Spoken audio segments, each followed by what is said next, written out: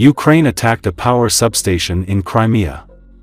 Furthermore, an oil depot and railway station in Russia's Black Sea port of Novorossiysk and an oil refinery in the port town of Tuapse were targets of Ukraine, a Kyiv intelligence source told Reuters. It is noted that Kyiv has stepped up strikes on energy facilities deep inside Russian territory, which they say are legitimate military targets supporting Moscow's 27-month-old war in Ukraine. Attacks have led to disruptions in refining capacity. Ukraine launched drones at a refinery in Tuapse, which was already being repaired following an earlier strike, according to the source. Separately, the source said, attacks caused explosions in Novorossiysk and in the Sevastopol Bay in peninsula of Crimea. According to the source, the strike on the power station in Sevastopol caused power cuts. The governor Mikhail Razvozhev confirmed that the station was damaged. Russia's defense ministry said it destroyed 102 Ukrainian aerial drones in the Black Sea. Russia's foreign ministry warned the West that it was playing by fire by allowing Ukraine to use Western missiles and weapons to strike Russia and that Moscow would not leave such action unanswered. The foreign ministry said in a statement that it saw the hand of the United States and Britain behind a recent spate of attacks and blamed Washington and London for escalating the conflict by authorizing Ukraine to use long-range rockets and heavy weapons they had supplied against Russian targets. Once again, we should like to unequivocally warn Washington, London, Brussels and other Western capitals, as well as Kyiv, which is under their control, that they are playing with fire. Russia will not leave such encroachments on its territory unanswered, the statement said.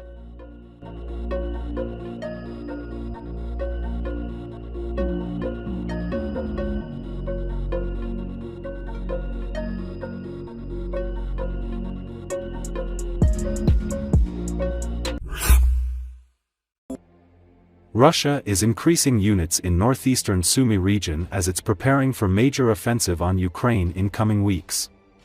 According to estimates of analysts, Russia's ongoing offensive on Kharkiv appears to be aimed at drawing Ukraine's limited reserves into the fight ahead of the main summer push in the coming weeks.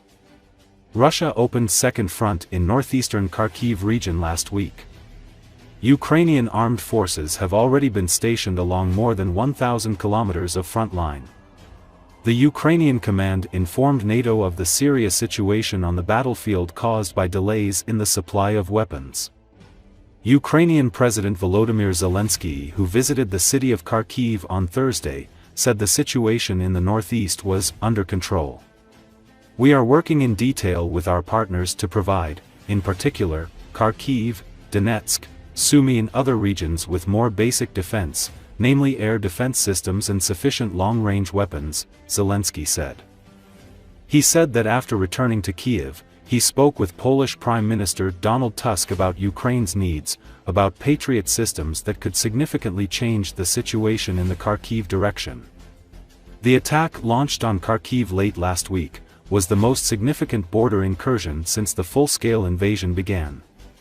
In just 2 days, Moscow has captured from 100 to 125 square kilometers that include at least 7 villages, most of them already depopulated, according to 2 open-source monitoring analysts.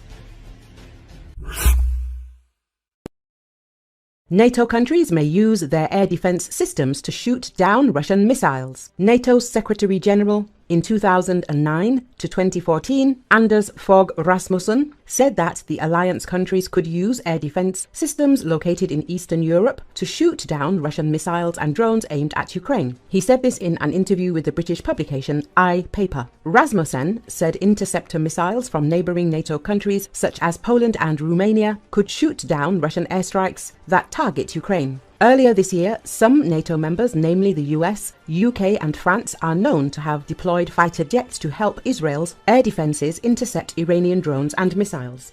Rasmussen noted that the military alliance could do the same thing to help Ukraine shoot down Russian air targets that are approaching. He suggested that NATO air and missile defense systems could be combined with Ukrainian ones. According to the former NATO Secretary General, Such efforts would protect Ukraine much more effectively by protecting its defense industry and jump-starting recovery, in return avoiding NATO troops being sent into the country. Recall, as of March 2024, Ukraine's partners provided almost $118 billion in direct military assistance, including air defense systems, namely the American ATACMS air defense systems, which were used by Ukraine with devastating effect. Despite this, according to the Wall Street Journal, the rate of interception of air targets by Ukrainian air defense fell from 46% over the past 6 months to 30% last month. Earlier, Politico journalists reported that Ukraine is putting pressure on the Joe Biden administration so that the United States allows the use of American weapons to strike Russia.